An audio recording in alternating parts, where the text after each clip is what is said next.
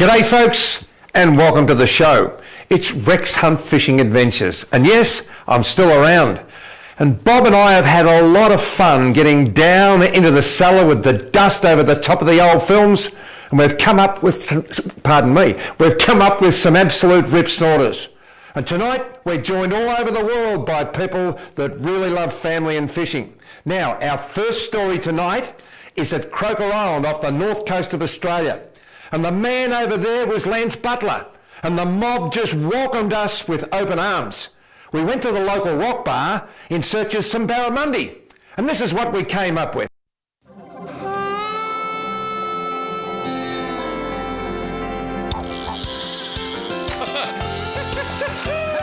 at that! The old bearded birdler, he's in his element.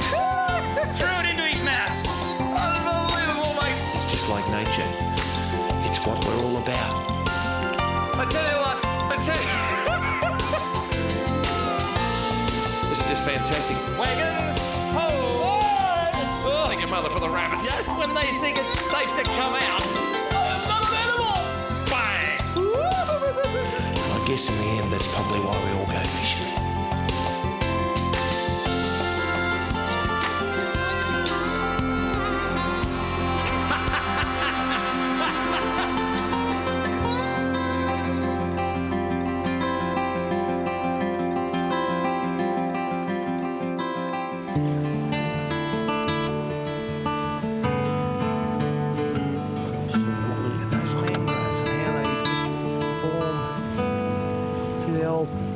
Dead leaves going to fall off there. I don't think too many people from Holland would be aware of what's here. This is a serious dike. A serious dike. Folks, Crocker Island is a terrific base to explore the vast waterways of this region. And one of them is Buffalo Creek on the tip of Coburg Peninsula. And joining me as usual is the Bushman. Yes, Rexy, and I cannot wait to throw a lure in here. Apart from the Indigenous owners, Lance is the only person bringing people in here to fish, so it is really untouched. This is virgin wilderness. We're going to fish lures today, folks. A few deep divers, a few shallow runners, it doesn't matter. We're here to fish. Come along. It should be a great trip.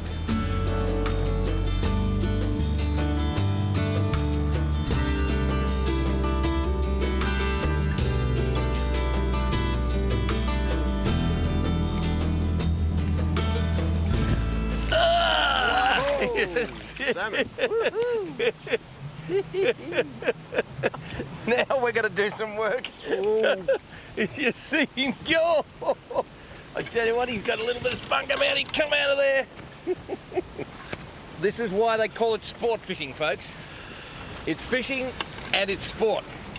Because you've got to use all of your ability to keep these fantastic salmon out of that particular mangrove, and he knew where he wanted to go, Bushy, didn't he? Didn't he fly out of the water? Didn't he fly out? And the old fluoro spearhead. Hang on a minute. This is why we have a drag, and this is why we have the human moustache. We don't swat too early, do we? No, we Rexy? don't. A lot of people swat, and he's not going to go anywhere. There's plenty of drag there, and he is just a humble Crocker Island salmon, blue salmon in fact, but a pretty nice fish. This time. Now we'll bring him around here and he's in the net. Look at that. And the hook came out because it's barbless. Rexy. But that is a serious fish, isn't it? That's a lovely fish. Look I at that. suppose Aren't just they? watch that lure now. Aren't they strong? Yeah, they're strong. Yeah, well, He's a bit bigger than what I thought, Bushy. Hope he doesn't leap out of the water and escape on me. Look at There that. he comes. We don't want to hurt him. Just want to pick him up flat. Now he's actually a threadfin. There you go. He's got the little barbs Called on. him a little blue salmon. And of course, he didn't have that characteristic yellow of the threadfin that I usually can say, well, it is a threadfin. These are the whiskers that they use to feel along the bottom and the sides of the estuarine systems. So a magnificent start to our sortie here at Crocker Island. Lance has put us onto the fish. And Bushy, a boundary off the first ball, you can't do better than that. You cannot do better than that. There we go, fish. And away he goes. Well done, mate. Now it's your turn, Bushman. Good start. It is a good start. Good looking area over there too.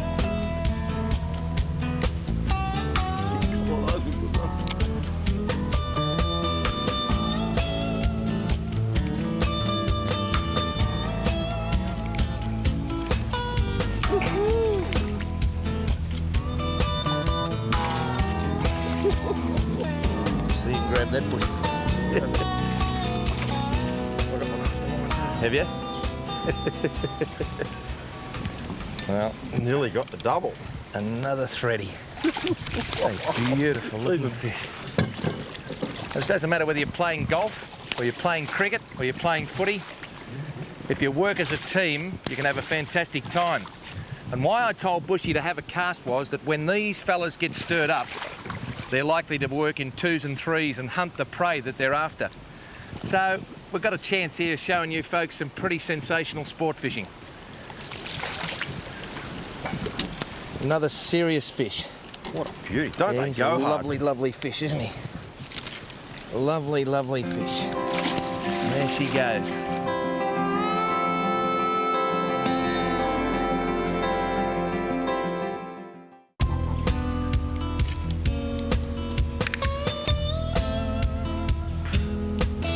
I reckon I've had a change for the better in fishing over the last 4 or 5 years in Australia. And the Americans and the English people have bought it here. You pay for a guide. So many people save all their money all year to come up here. They try and do it themselves and they get disillusioned because they can't catch a fish. Good one, Bushy. But if you get the right guide and get on the fish, hey, there's no downtime. It's great fun.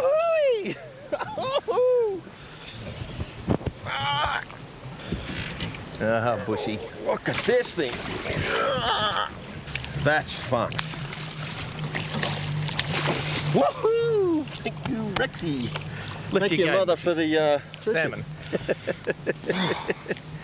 That is a very, very nice fish. Now, I suppose at home people are saying, gee, they're nice salmon. They'd be, what would they be, 2 kilos? Oh, probably a bit more, I think. 4.5, 5 pound. Oh, that's a lovely fish. But very, very streamlined fish. There is no doubt about that. I'll get that hook out there for you. Oh, it's gone. I'll just do the double flip overhand release. That takes practice too. Very, very good. How much fun is that? Now, Noel can just come in here and see this. Bushy will be right onto this. The salmon got off. Check your hooks. He's almost straightened the right-hand barb there. So Bushy will pop that back in with a set of pliers and make sure that it's ready for the next fish.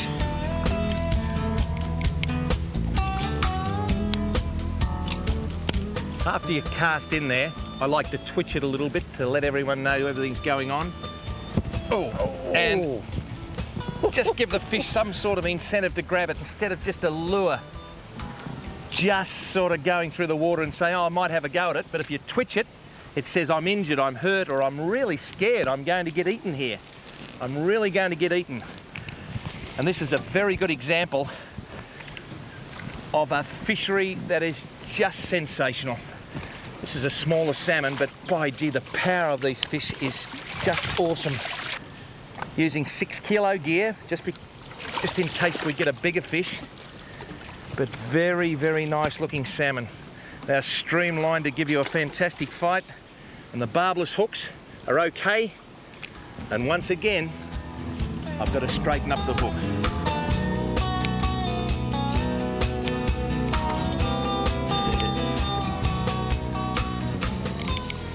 Oh, Bushy! Woo, flying fish.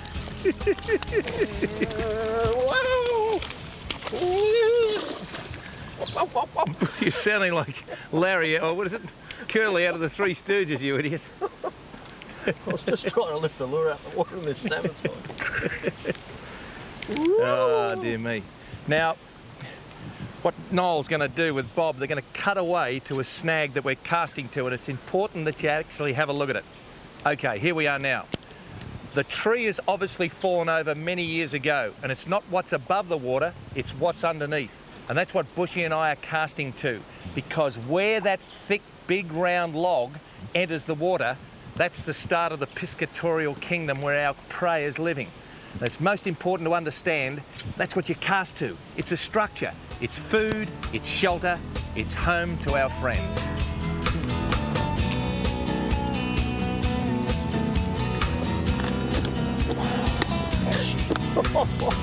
What is that? I think a little salmon. Or a... Two-step. a queenie. A queenie! I tell you what, look at that! Come on! And that's what the drag's all about. When the rod is fully loaded and the fish wants to go via the cape. Wow, look at that! And he's gone. Well, but it was worthwhile having a queenie. Oh, little queenie, you got so much to do. Elton John sang that, I think. Oh, sorry, darling. My wife said it's Jeannie. You idiot, Rex. Can I get into that hole? Oh, little queenie. Sounded all right. Till we saw Up the creek. Up the creek. Something trying to eat my Big liver. bad creek. Big creek. Oh no.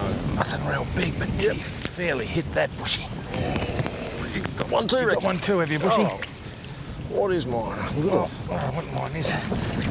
Little A queenie. little trevally. Now, you got a queenie, and this is just fantastic. This is junior playtime, isn't it? Bushy's got a queenie, and they can grow up to 8, 9, even 10 kilos. Like I'm talking about 4.5, 5 foot long. And got a beautiful little trevally.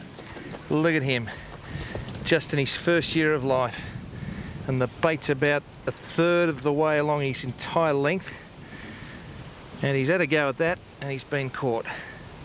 Well, let's see if we can do the release trick here. Don't be kissing this bloke, because there's a lure flying around here at 100 miles an hour.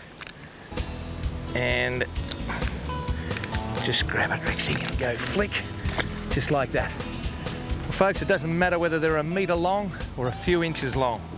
The top end is full of piscatorial surprises. I hope you're enjoying it. Don't go away, because after the break, there's more Rex Hunt fishing adventures in the top end of Australia.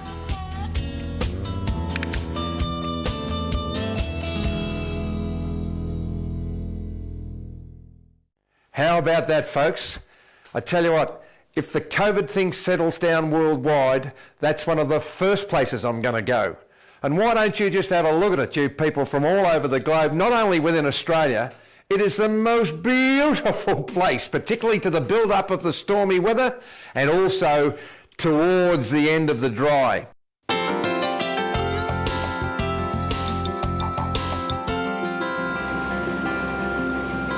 Well, folks, today Steve Starling and I come back to a great stamping ground that we've both been along in the last couple of decades. This is Bathurst Island, Dudwell Inlet, I know it as, but the local people from Pularumpi call it Woolima. Whatever they call it, Steve, it's a serious estuarine system. It is, and it's a red hot day. Let's hope the fishing's red hot too. I've always wanted to prove to the folk out there that fly fishing doesn't have to be quiet and secretive. We're going to do the old dueling fly rod and dueling lure rod today. That'd be the idea. I reckon you up the front with the bait caster, me down the back with the fly rod. There's snags everywhere. We should be able to catch a fish. And the fish that we're after, folks, the mighty barramundi. There may be a mangrove jack or a threadfin salmon. Doesn't matter. Two mates fishing where they fished many years ago.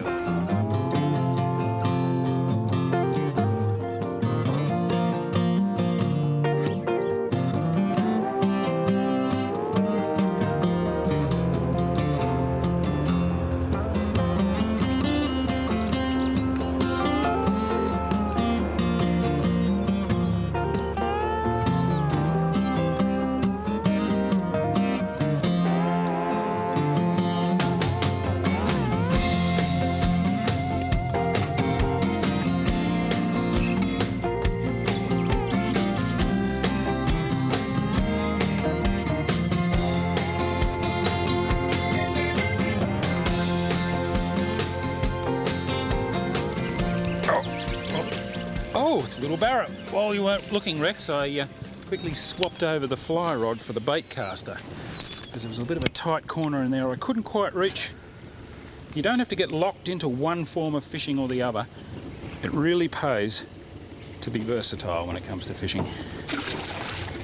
Nice little fish.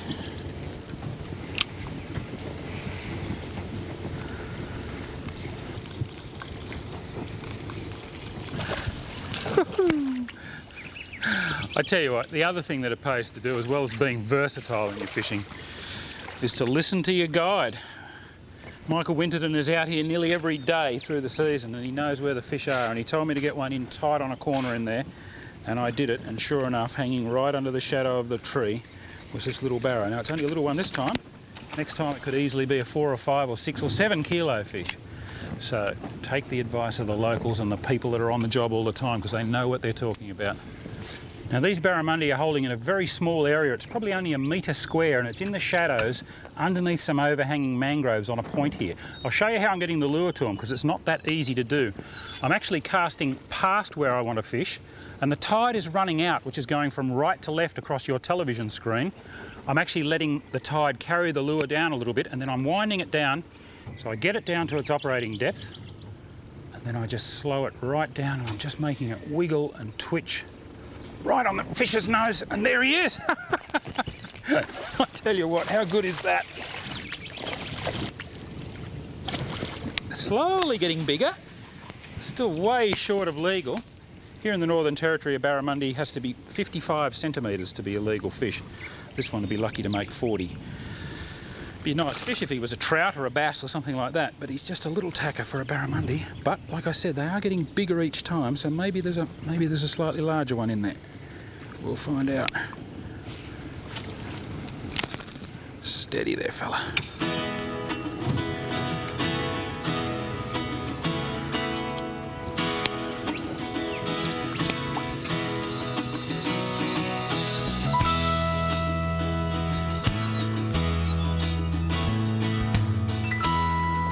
Try and keep it in the zone as long as possible by just jigging it in there, and sure enough, old Mr. Barra cannot resist it. Woo-hoo!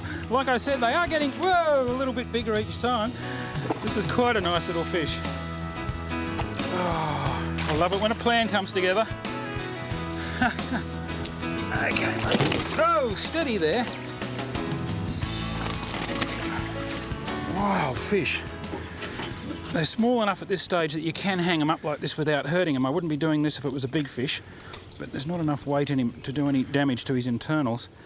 So I can just... You can tell when they're going to kick. They start to vibrate slowly, and then they just kick harder and harder. Give it a bit of a shake, and he's off like a flash.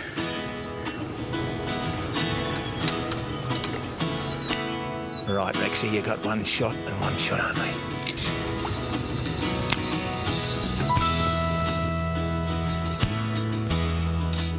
Barra over there. He's not huge, but he's worthwhile catching. Stephen and I have had a magic session. It's great to revisit Dudwell here on Bathurst Island, but Bathurst and Melville, apart from the magnificent inhabitants, the Tiwi people, is well worth a look. Fishing personified. I'll see if I can show you this little bloke. Now, come on, have a go. Go on. And he took it straight away first cast. I tell you what, perseverance, folks, in life, sport or fishing, really, it pays off. We have travelled miles up here and had a fantastic time. Got some snags that are just fantastic, others that haven't been 100%. And look at that, just a beautiful, beautiful barramundi. Up you come, mate. He wasn't going to get away, was he? Look at that. Have a look at that. Just laying docile. Perfect in his form. Probably in his second year of life, and those barb hooks just come out not as easy as these barbless ones. And look at that. That is just fantastic. He'll give a bit of a kick now because he's biting on my finger. But we hope that we can come back to Manupi Lodge in a couple of years' time and see this young fella turn into a female and start to breed her own batch of magnificent Bathurst and Melville Island barramundi. Manupi Lodge is going to see myself and my family again, folks, without the cameras. I suggest you do the same. See you later, matey. Bye-bye for now.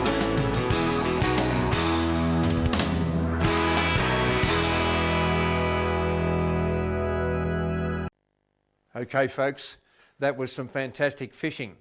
Now, I know a lot of people just sort of love fishing because it's different and that sort of thing, and it's an escape from their everyday pressures, and haven't we had some of them over the last few months?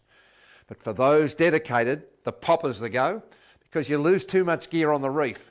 And the barrel look up and we'll see little potty mullet with the big eyes. Now, Rapala, who I've got no affiliation with, but I buy them because then I can say whether they're good or bad. The skitter popper is the one about that long. Now, coming up again will be a lovely, lovely story up in the same area of Australia. But I just see there that John Pearce sent his best regards from Thailand. Now, that's Pearce on or Pearce, you know what I'm talking about. One time, Bob will find in my cellar the story we did in the Simeon Islands, was it, John? For sailfish, Pacific sailfish. Absolutely magnificent. And we stayed on a craft called the Singer Lady, a craft. It was just a small ship. And Gina Davis, who was a great movie star, slept on that during the shooting of one of the films she did. And I think the star might have been Richard Gere, but I don't know. Now, we've also had a call from Bob of Brisbane. Bob, they are all whiting and they're all feeders because they've got their chin just under their mouth. And what they do is they suck out the worms like spaghetti. And yes, I would think that the gulp, and I think it's Berkeley who make them, they would be okay, but you need a fine rod to feel them and go bang. And before we go to our next story, and because we're live, Bob will say, yes, I can just continue on with the next question. And Bob's saying, yes, keep going. Shane has asked how long I known George Sant for. Now, a lot of people in Australia would know the name Sant Marine. One of the best innovators and constructive engineers that the world has seen. He made me fish in a river with half the horsepower that I usually need by putting on trim tabs on that little boat that I fished up at the Bridgewater on Loddon with Adam Reuter. And Adam, you'll be watching over there in the land of the long white sheep. He was getting ready to come home and the Pakistani cricket team actually interrupted proceedings. So let's hope that the lady over there, the Prime Minister, gets things in order. And I'm looking forward to coming across there. Adam, that's the good news. The bad news that 15 years ago you said in 7 years you'd be sitting in my chair. I'm just going to announce on international television, Adam, that you're sleeping under a tree. Yibbity yibbida, good on you, you're a dear friend. So we can go to the next story. This is live and this is fantastic and I've got red light fever. So we're going to Nelson. No, not 711 77 Lord Nelson. The Glenelg River at Nelson is on the border of South Australia and Victoria. And halfway up the river goes into South Australia and back again. It's the stamping ground of Jeremy Cameron, one of the great Australian footballers of our time. The jewfish is well known on the eastern seaboard of Australia. Down here we call him mulloway. And the local publican, what was his name? Or what is his name? Neil. The local publican Neil, he gave me one of the best steaks of all time. It didn't come out well, did it? He gave me a lovely T-bone. I'm getting into trouble, folks. We're going to Nelson. We're fishing for mulloway. Bob, roll the tape for God's sake.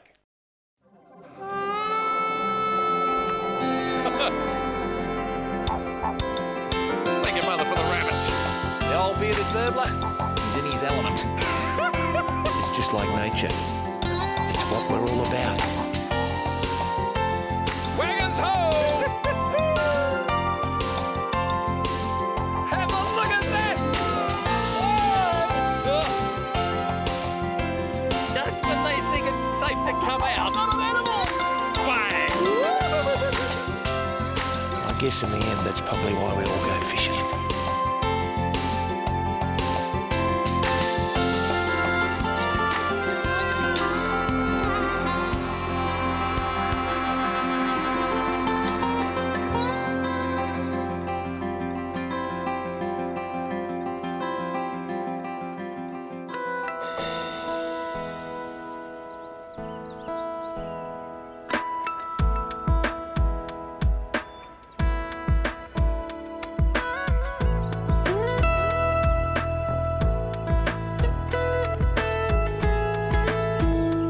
Folks, so many people tell me that this show takes them on a journey and people don't even have to leave the comfort of their own rooms. Well, I can tell you now, folks, this is a new experience for me. Today we're on the border of Victoria and South Australia. It's a place called Nelson, and behind me, the marvellous Glenelg River. And coming in, one of the locals who knows how to catch fish. Neil, good to see you. How are we, Rex? Terrific, mate. Absolutely fantastic. Folks, this is Neil Sheldon. Now, when I go somewhere, I either check out the local barber or the local publican. And Neil, you pull the only beer in town. I certainly do. The Glenelg River. When we rang, they said, you are the man. Now, you've been out this morning. What's happened? Well, just got a little one this morning, so let's see if we can go get another one. Now, folks, that is a serious fish. He's about 10 minutes out of the water. It is a mulloway. Some people in Australia call them jewfish. No matter what you call them, they're great fun to catch and a bit of a challenge. It's time to go fishing, folks. Hope you enjoy the show.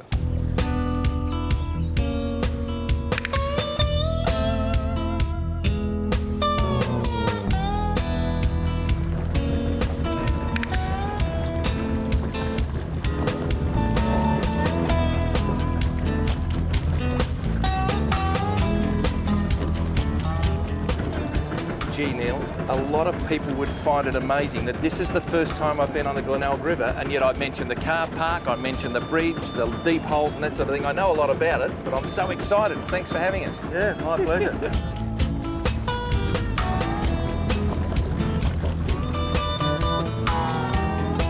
It's an amazing thing that I haven't been. Is it because it's off the beaten track?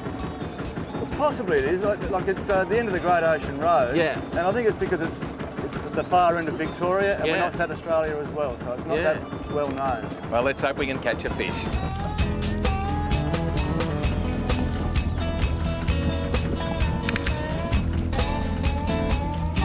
Get one, did you? There was a bang. There was a bang. Right. There was a bang. And the bang wasn't the bottom. No, it was a definite. Unless it was one of those Taylor. Yeah. Oh, yeah. So they just sort of just seem to go bang. Do they? Yeah. and bite your fish in half. He's taken one fish. One fish. Look at that. Well, you never ever know, do you? No. Never ever know. So rather than the bottom like that, it's a dead set boom, is it? It was a bang. Yeah, And, yeah. and the fish is gone. Yeah, And sometimes you just get them back and they're just half a fish. yeah. Well, Perfectly bitten in half. I can tell you now, folks, I don't want to harp on the fact about local information. I wouldn't pump worms here. It's 3 foot deep. And yet we've had the boys over here catch a nice mulloway and drop a bigger fish, they say. And have a look at the three old fellas. Isn't that magnificent? And yet, this is where we're fishing for mulloway. I suppose it gets back to common sense. The mullet would be up here because in 30, 40, 50 foot of water, they're going to get eaten. Here, well, the mullet's still going to get eaten. He's got less water to die in.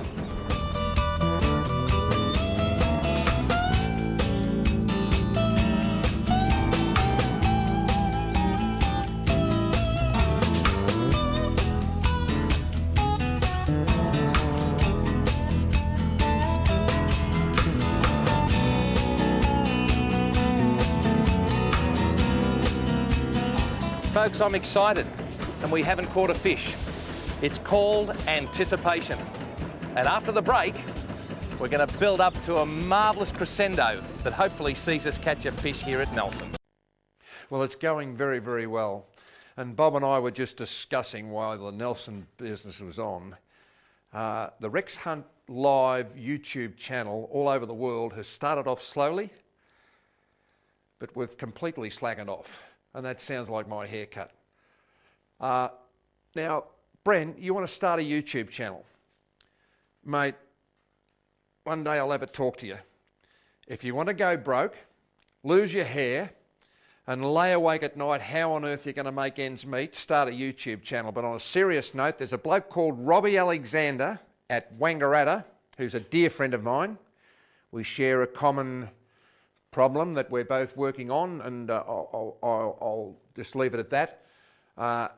He's Robbie's Fishing Adventures or something like that. Robbie Alexander, have a look. That's what it's like, and that's what you've got to do.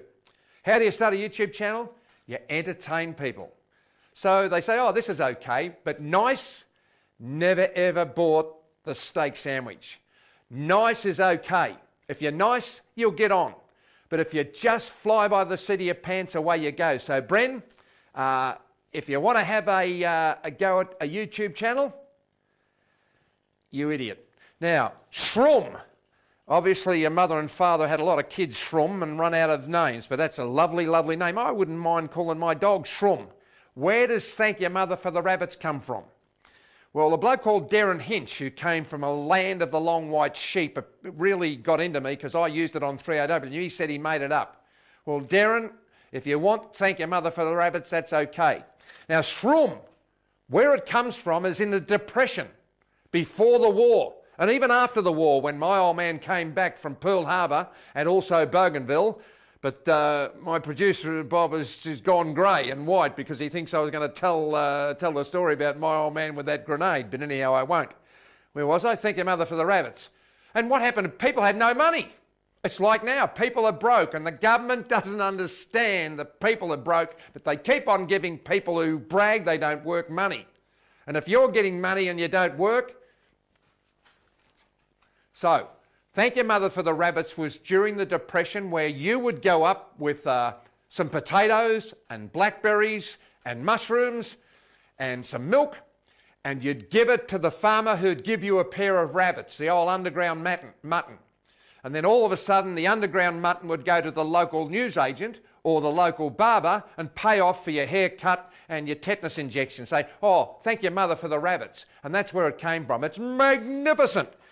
And I tell you what, if you can you buy any wild rabbits anywhere in the world? Because the farm ones, they're no good. And if you kill a rabbit, you've got to serve them up with the offal and the kidneys. Now, we're going to go back to Nelson in a minute. But the other question I had was from, who's the bloke from the Netherlands, Bob? Stacey. He's magnificent. Mate, you're on every day there that we come across, and I just hope that I can come back there. Had a nice steak at Rotterdam when we were over there. Magnificent. So g'day to your Netherlands, g'day to the world. We're going back to Nelson, the mouth of the Glenelg River at Nelson in Victoria. Magnificent species called mulloway, and we're still looking for one, and we might have one or maybe two surprises for you, folks. Fasten your seatbelt.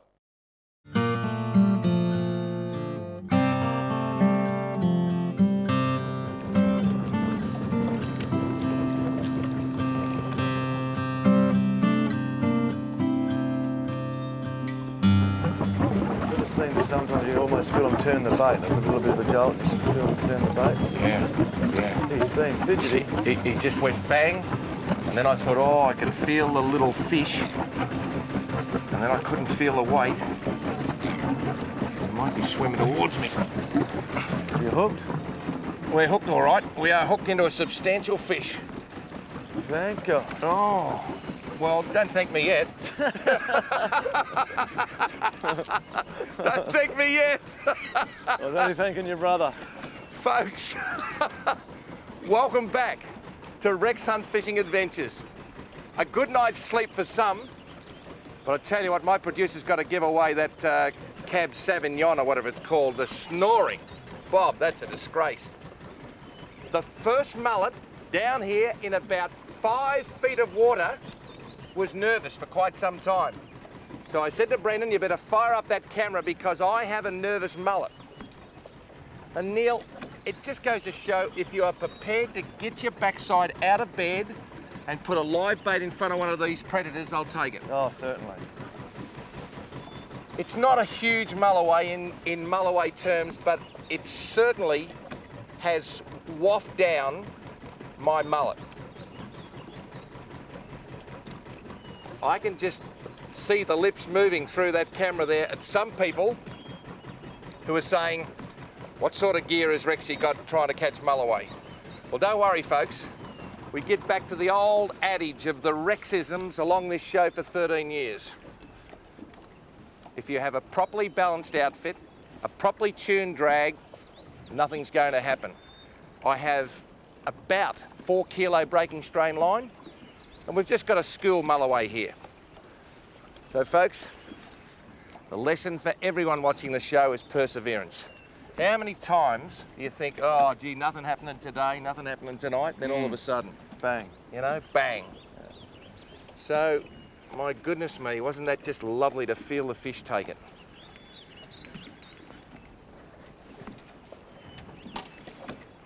Now, what I've got to be careful of here is I've got plenty of drag on. So when he sort of thinks, my goodness me, there's the bottom of the boat, there's our mullet coming up, and we've got a nice school mulloway on here. Lovely to see. There's the mullet coming right up the line, and there's the mulloway. Have a look at that. I tell you what, Neil, you pull beers for a living, mate. This is my living. What do you reckon of me job? Is it all right? I'll swap you any day. Have a look at this. You just want to grab him? Have a look at that. Good colour. Oh, yeah, look at him. Look where he's hooked. Right in the lip. Right in the lip, and... Well done, Rexy. How about that? How about that? A beautiful looking Glenelg River mulloway. Mate, don't look at me like that, you're going to go back. There, Neil, look, that hook, you better take that out, mate. That is just sitting there, just like that. Have a look at it. Just in. They have quite a big mouth. They're a predator. And a lot of people up north say, gee, that's a small one. But I'm going to say a mulloway is a mulloway, isn't it? All right, I'll put him back for a start. And here you go, mate. How lucky are you to run into Rexy? You ready? You ready? And away he goes. How about that? Beautiful work. Well done. He promised me a mulloway. All day yesterday I was going to say, Bundy, Bundy. But I tell you what, the publican. How many times has the publican come good? And I noticed yesterday when I hopped in this magnificent craft of yours that you had a look at my gear, and you thought, I knew it. What did you think? Come on, tell the people. Fairly small gear, but you've done well. Worked well. It has. It's a good lesson, folks. Fishing's fun, and that mulloway, it's a lovely little fish.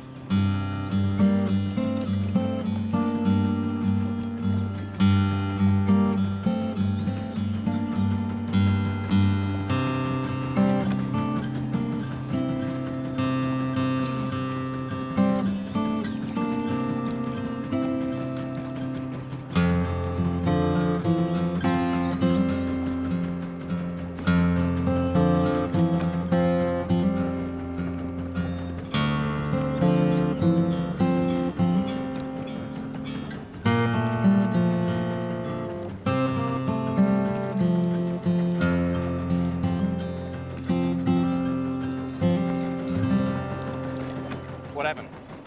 Bite. Out of gear? Put him out of gear. He's on. He's on. Well done. Oh, little bloke. He's not very big. Doesn't matter, mate. It's a mulloway. We're here for. I'm going to kill this motor. How about that? I'm operating a thing that was built in before the century before last. Oh, nice fish. We might get him across here and show the people on the camera. Have a look at that. That's a nice little fish. We might even need a net, might we? No, I think we'll just pull him in, Rex. Here we go. There we go. Bit of a comfort lift. Hey, that's very, very nice. Now, Neil, if you'd be good enough just to hold the fish, or just to keep an eye on him, I'll get my little pliers out of here. He's well hooked, Rex. Yeah, is he? What? Now, these fish are in their hundreds in this estuary now. Yes. And a lot of, as I said before, the one I got, a lot of people will be saying, gee, it wasn't very big and all this sort of stuff. But these actually do grow into big fish, don't they? That's right, and that's why we're going to release it. Okay. Look at that. Got him? A lot of people call them soapies. A lot of people call them school Jew or school mulloway. And to my mind, it's a nice place. What is the biggest mulloway you've ever taken here? I've taken a 20 pounder as my best size. Well, it's personally. about a 3.5 pounder, you know what I mean? You can grow to the 20. Folks, Nelson, on the far west coast of Victoria, just near the border of South Australia, Neil Sheldon. He's the local man here who pulls the beer. He also catches the fish, Neil, and thanks for having the Rex Hunt crew this week. Pleasure. Anytime. Thank you. We'll be back, folks. We'll see you at Nelson. Off you go, mate. You ready? And away he goes. I just want to say, folks, I don't know whether Bob's happy with this, but the thing that I'm most proud of, apart from my family and my career, is trying to release fish. I know sometimes now looking back, they didn't survive, but now you see young kids teach old people like me how to cradle a fish. You don't, lift the barrow up, that sort of thing. The best releaser of fish is looking at me now from Thailand, Johnny Pierce. Those Pacific sailfish, just fantastic. And in the coming weeks, I just hope that things start to settle down in the world, the vaccine, and Johnny Pierce is going to introduce us, I think his name was Mick Bob, at the fish park in Thailand, and I want to catch an arapaima, Johnny. So Google arapaima, and they are one of the world great prehistoric fish. Now, let's see, it's a fishaholic. But the Fishing Mafia came in, and thanks a lot for your support, Fishing Mafia. Without saying too much, if you sort of take my explanation of Fishing Mafia, I might have a little bit of just an inquiry for you from a bloke that's giving me a hard time. So anyhow, Fishaholic, how do you get on a fishing show? That's easy, mate. Just do what I did. Get some photos of the producer, mate, and you'll be on every week. Now, Kevin asks, what snapper, rig and bait have you used over the years? Kev, in Victoria, we've got 2 snapper fisheries. Western Port, it's not Western Port Bay, it's Western Port, where the tide runs and can rise and fall about 6 or 7 feet, Bob, yep. So Bob's got no idea, he's just fallen asleep. He's got the Still Knox and the Mogadon. And of course, the rig is long, because if you put the squid or the pilchard away from the monofilament, it doesn't hum.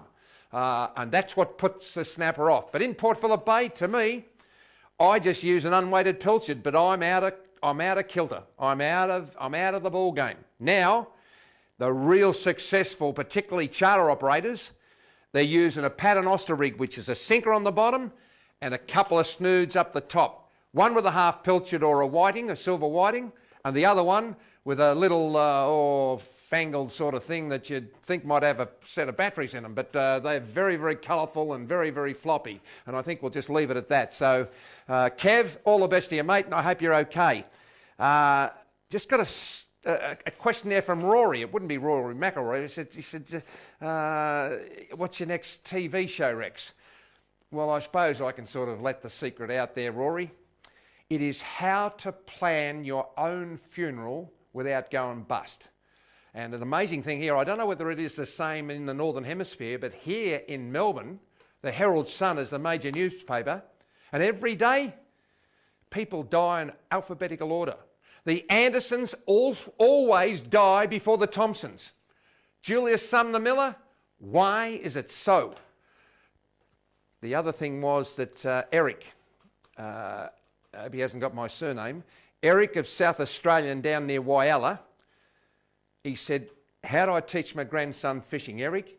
Pick one species of fish at a time. And probably in Wyalla it's a mullet or a flathead, and get the kid to understand how the fish behaves. The tide, what it eats, that sort of thing. And I'm worried about you, Terry. What about the size of your rod? Mate, you haven't got enough time. On a serious note, with the little kids, you start off with a 3-foot rod to 4 foot to 5 foot, and as they grow, the rod grows with them. Didn't come out that well, did it? What puts kids off is a full-size rod.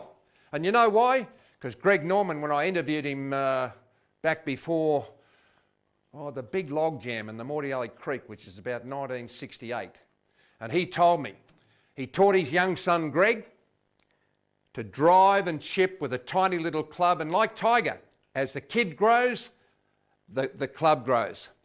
So I think that's just about it. We've got young Daniel in here. He came in for some work experience. He's certainly got some experience, but I just think he's, read my lips, no bush. He's saying to Bob, that's it for me. He said, I'm going to retire, so he's doing well. And Bob Grief, magnificent dark-haired man. Oh, he's like a dark-haired version of Brad Pitt. He now looks like Papillon, who was played by Steve McQueen before Degas pushed him into the sea. So that's it, folks. And if you want to know what I'm on life. I've got a new hip, I've got a new back, a new neck, and I'm working on the other thing. I'm Rex Hunt and you're not. On a serious note, this has been the best thing that's happened to me. All you old blokes saying you watched me as a kid, do yourself a favour. Introduce your kid to the show.